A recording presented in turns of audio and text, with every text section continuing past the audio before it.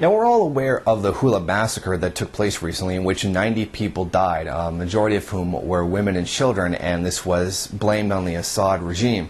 And in the past, I took a stance that I was going to sit back and wait for the evidence to come in into what was happening and to whether I was going to side with the rebels or the Assad government.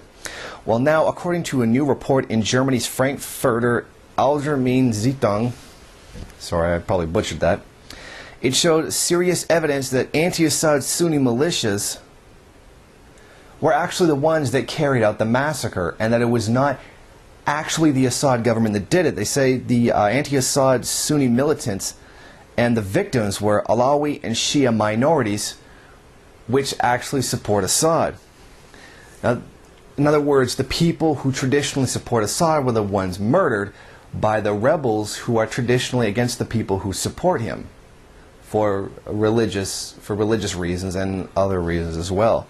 Now, according to the article, the massacre occurred after rebel forces attacked 3 army-controlled roadblocks outside of Houla.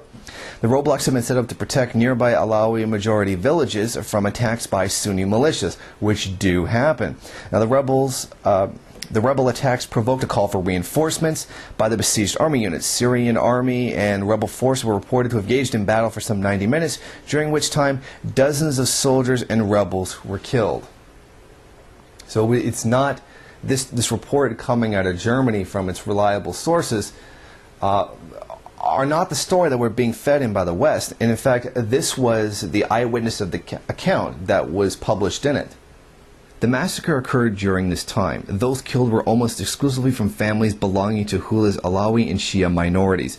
Over 90% of Houla's population are Sunnis. Several dozen members of a family were slaughtered, which had converted from Sunni to Shia Islam. Members of the Shumuliya and Alawi family were also killed, as was the family of a Sunni member of the Syrian parliament who is regarded as a collaborator.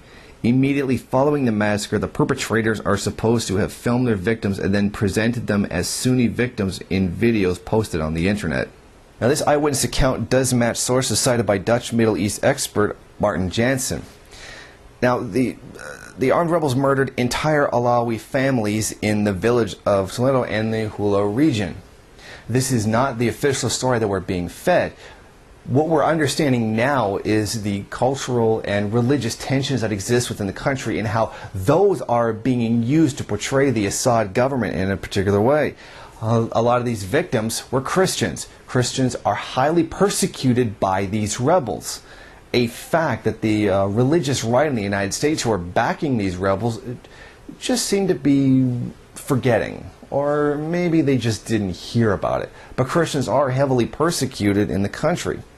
Now, what this certainly indicates that the lies that we are being fed about Syria are starting to become uncovered. And this needs to happen. Now, I said that I was not going to fall for it this time.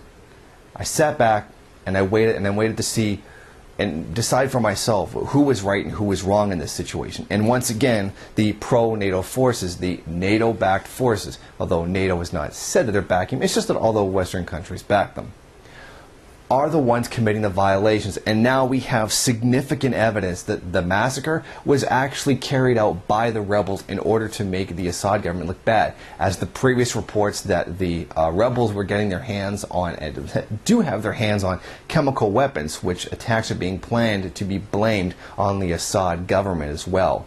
I'm very much of the opinion now that the Assad government did not actually carry out this massacre, and it was actually carried out by the rebels.